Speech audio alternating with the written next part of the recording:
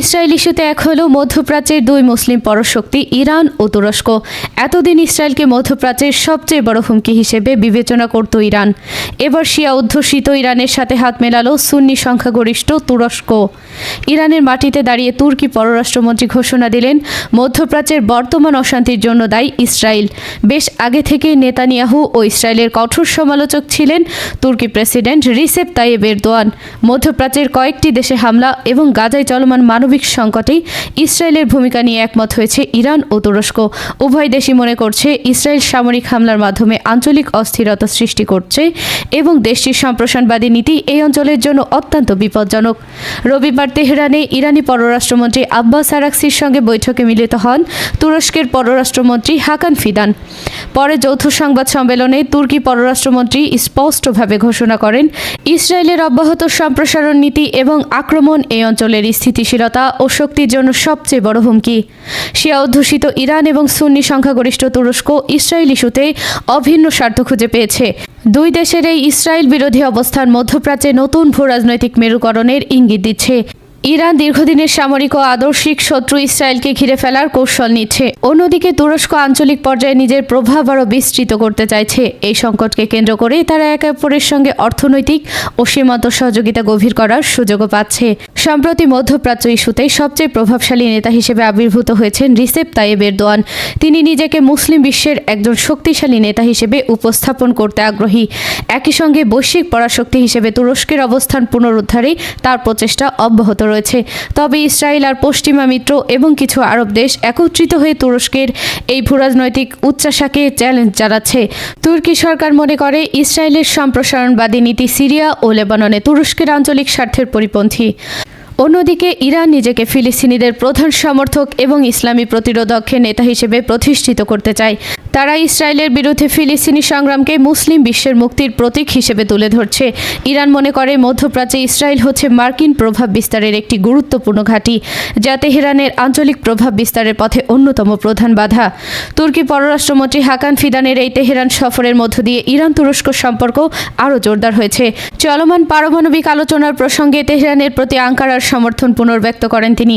পাশাপাশি 3টি ইউরোপীয় দেশের আরোপিত অন্যায় নিষেধাজ্ঞা প্রত্যাহারের আহ্বান জানান। আঞ্চলিক ইস্যুতে একে অপরের সঙ্গে ঘনিষ্ঠ সহযোগিতার প্রতিশ্রুতি দিয়েছে ইরান ও তুরস্ক, যা মধ্যপ্রাচ্যের ভবিষ্যৎ রাজনীতিতে একটি নতুন সমীকরণ তৈরি করতে পারে বলে মনে করছেন পর্যবেক্ষকরা। এরপর জানবেন ইরানের সামরিক শক্তি আরও এক ধাপ এগিয়ে গেল।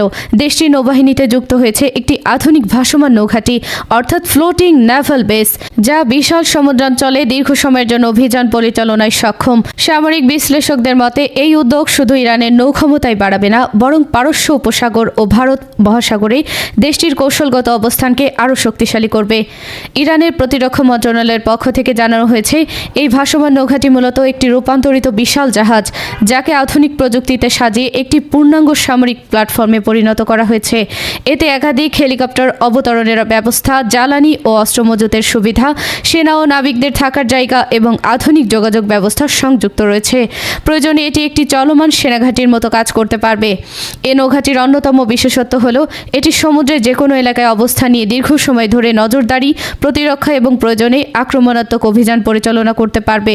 বিশেষ করে হরমুজ প্রণালী, লোহিত সাগর ও আরব সাগর অঞ্চলে ইরানের উপস্থিতি আরও দৃঢ় হবে বলে মনে করা হচ্ছে। এই এলাকাগুলো বিশ্ব বাণিজ্যের জন্য অত্যন্ত গুরুত্বপূর্ণ, যেখানে প্রতিদিন লাখ লাখ ব্যারেল তেল পরিবাহিত হয়। ইরানি সামরিক কর্মকর্তারা জানিয়েছে, তাদের লক্ষ্য শুধুমাত্র নিজেদের নিরাপত্তা জোরদার করা, কোনো দেশের বিরুদ্ধে আগ্রাসন নয়। তবে বর্তমান মধ্যপ্রাচ্যের উত্তেজনাপূর্ণ পরিস্থিতিতে এই ঘোষণা আন্তর্জাতিক মহলে নতুন করে আলোচনার জন্ম দিয়েছে। ইসরায়েল, যুক্তরাষ্ট্র ও তাদের মিত্র দেশগুলো ইতিমধ্যেই বিষয়টি নিবিড়ভাবে পর্যবেক্ষণ করেছে বলে কূটনৈতিক সূত্রে জানা গেছে। বিশেষজ্ঞদের মতে, ভাসমান নৌঘাঁটি যোগ হওয়ায় ইরানের নৌবাহিনী এখন আরও বেশি স্বনির্ভর ও কৌশলগতভাবে শক্তিশালী হয়ে উঠবে। যুদ্ধজাহাজকে আর তীরে ফিরে আসার জন্য বেশি নির্ভর করতে হবে না। এতে দীর্ঘমেয়াদী মিশন পরিচালনা সহজ হবে, যা আঞ্চলিক সমীকরণে ইরানকে বাড়তি সুবিধা দেবে। এদিকে সাধারণ ইরানি নাগরিকদের মধ্যেও এই খবর নিয়ে রয়েছে মিশ্র প্রতিক্রিয়া। অনেকে মনে করছেন এটি দেশের নিরাপত্তাকে আরও মজবুত করবে, আবার কেউ কেউ বলছেন এতে উত্তেজনা আরও বাড়তে পারে। যা সাধারণ মানুষের জীবনযাত্রায় প্রভাব ফেলতে পারে। সব মিলিয়ে ইরানের নৌবাহিনীতে ভাসমান নৌঘাঁটির সংযুক্তি শুধু একটি সামরিক উন্নয়ন নয়, এটি মধ্যপ্রাচ্যের ভূরাজনৈতিক দৃশ্যপটে একটি বড় পরিবর্তনের ইঙ্গিত দিচ্ছে। সামনে পরিস্থিতি কোন দিকে মোড় নেয় সেটাই এখন দেখার বিষয়। এরপর জানবেন, ইসরায়েল ফিলিস্তিন দীর্ঘদিনের রক্তক্ষয়ী সংঘাত নিরসনে আবারও কূটনৈতিক আলোচনার কেন্দ্রে উঠে এসেছে দুই রাষ্ট্রভিত্তিক সমাধান। সম্প্রতি ভ্যাটিকানে এক বক্তব্যে পোপ ফ্রান্সিস বা পোপ প্রযোজ্য নাম ধরে নেওয়া হয়েছে মন্তব্য করেন, ইসরায়েল ও ফিলিস্তিনের জন্য দুটি স্বাধীন ও স্বীকৃত রাষ্ট্র প্রতিষ্ঠাই এই সংঘাত নিরসনের একমাত্র বাস্তবসম্মত পথ। তার এই মন্তব্য আন্তর্জাতিক অঙ্গনে নতুন করে আলোচনা ও প্রতিক্রিয়ার জন্ম দিয়েছে। পোপ বলেন, বহু দশক ধরে চলা এই সংঘাত শুধু দুই দেশের জনগণের জীবনকেই বিপর্যস্ত করছে না, বরং পুরো মধ্যপ্রাচ্যের স্থিতিশীলতাকেও হুমকির মুখে ফেলছে। শিশু, নারী ও নিরীহ মানুষের প্রাণহানি এবং বাস্তুচ্যুতির যে মর্মান্তিক চিত্র প্রতিদিন উঠে আসছে তা মানবতার জন্য এক বড় লজ্জার কারণ। তার মতে সামরিক শক্তি বা প্রতিশোধ নিয়ে কখনোই স্থায়ী শান্তি আনতে পারে না, বরং প্রয়োজন ন্যায়ভিত্তিক রাজনৈতিক সমাধান। দুই রাষ্ট্র সমাধান বলতে বোঝানো হচ্ছে 1967 সালের সীমারেখা অনুযায়ী ইসরায়েলের পাশে একটি স্বাধীন সার্বভৌম ফিলিস্তিন রাষ্ট্র প্রতিষ্ঠা, যার রাজধানী হবে পূর্ব জেরুজালেম। এই পরিকল্পনাটি বহু বছর ধরে জাতিসংঘ ও বিশ্ব নেতারা সমর্থন করে এলেও বাস্তবে তা বাস্তবায়ন বরাবর বাধার মুখে পড়েছে। পোপের বক্তব্য নতুন করে সেই পুরনো প্রস্তাবকে সামনে এনে দিয়েছে। ফিলিস্তিনি পররাষ্ট্র মন্ত্রণালয় পোপের বক্তব্যকে স্বাগত জানিয়েছে। এক বিবৃতিতে তারা বলেন, বিশ্বের ধর্মীয় ও মানবিক নেতাদের উচিত সত্য এবং ন্যায়ের পক্ষে দাঁড়ানো। পোপের মন্তব্য ফিলিস্তিনিদের অধিকারের প্রতি একটি নৈতিক সমর্থন। অন্যদিকে ইসরায়েলি সরকারের পক্ষ থেকে এ বিষয়ে সরাসরি কোনো কড়া প্রতিক্রিয়া জানানো না হলেও কূটনৈতিক বিশ্লেষকদের মতে তারা এমন মন্তব্যকে সাধারণ আন্তর্জাতিক চাপ হিসেবেই দেখে থাকে।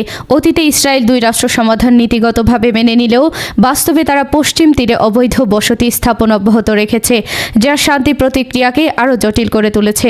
আন্তর্জাতিক বিশ্লেষকদের মতে পোপের এই বক্তব্য রাজনৈতিকভাবে মধ্যপ্রাচ্যে বড় কোনো পরিবর্তন আনবে কিনা তা এখনই বলা কঠিন। তবে এটি যে বিশ্ববাসীর দৃষ্টি আবারও এই দীর্ঘস্থায়ী সংকটের দিকে ফিরিয়ে আনছে সে বিষয়ে কোনো সন্দেহ নেই। মানবাধিকার সংগঠনগুলো বলছে, এখন সবচেয়ে জরুরি বিষয় হলো তাৎক্ষণিক যুদ্ধবিরতি, মানবিক সহায়তা নিশ্চিত করা এবং আলোচনার টেবিলে বসা। শিশুদের স্কুল, মানুষের বসতি ও পবিত্র স্থানগুলো যেন আর বোমাবর্ষণের শিকার না হয়, সেজন্য বিশ্ব নেতাদের আরও দৃঢ় ভূমিকা নিতে হবে। সব মিলিয়ে পোপের এই মন্তব্য শুধু একটি ধর্মীয় বক্তব্য নয়, এটি একটি রাজনৈতিক ও মানবিক আহ্বান। দুই রাষ্ট্রভিত্তিক সমাধান আদৌ বাস্তবায়িত হবে কিনা তা নির্ভর করছে বিশ্ব শক্তির আন্তরিকতার ও সংঘাতে জড়িত পক্ষগুলোর সদিচ্ছার ওপর। তবুও শান্তির প্রত্যাশায় আজও কোটি মানুষ তাকিয়ে আছে একটি ন্যায়ভিত্তিক সমাধানের দিকে। এরপর জানবেন, লাতিন আমেরিকার রাজনীতিতে আবারও উত্তেজনার পারদ চড়তে শুরু করেছে। ভেনেজুয়েলাকে কেন্দ্র করে নতুন করে আলোচনা ও শঙ্কার জায়গা তৈরি হয়েছে আন্তর্জাতিক অঙ্গনে। সম্প্রতি বিভিন্ন আন্তর্জাতিক গণমাধ্যমে এমন ইঙ্গিত পাওয়া যাচ্ছে যে যুক্তরাষ্ট্র ভেনেজুয়েলার উপর নতুন কোনো ধরনের অভিযান বা অতিরিক্ত চাপ প্রয়োগের পরিকল্পনা করছে। যদিও এ বিষয়ে এখনও আনুষ্ঠানিকভাবে হোয়াইট হাউস কোনো সুনির্দিষ্ট ঘোষণা দেয়নি, তবু ভেনেজুয়েলার প্রেসিডেন্ট নিকোলাস মাদুরো আগেভাগেই কড়া ভাষায় হুঁশিয়ারি উচ্চারণ করেছেন। এক বক্তৃতায় প্রেসিডেন্ট মাদুরো বলেন, ভেনেজুয়েলা একটি স্বাধীন ও সার্বভৌম রাষ্ট্র। কোনো বিদেশি শক্তি যদি আমাদের অভ্যন্তরীণ বিষয়ে হস্তক্ষেপ করার চেষ্টা করে তাহলে জনগণকে সঙ্গে নিয়ে আমরা তার কঠোর জবাব দেব। তিনি আরও দাবি করেন, যুক্তরাষ্ট্র বহুদিন ধরেই তার সরকারকে দুর্বল করার ষড়যন্ত্র করছে, এমনকি অর্থনৈতিক নিষেধাজ্ঞা, রাজনৈতিক চাপ এবং আন্তর্জাতিক প্রোপাগান্ডা ব্যবহার করে দেশটিকে অস্থিতিশীল করার চেষ্টা চালাচ্ছে।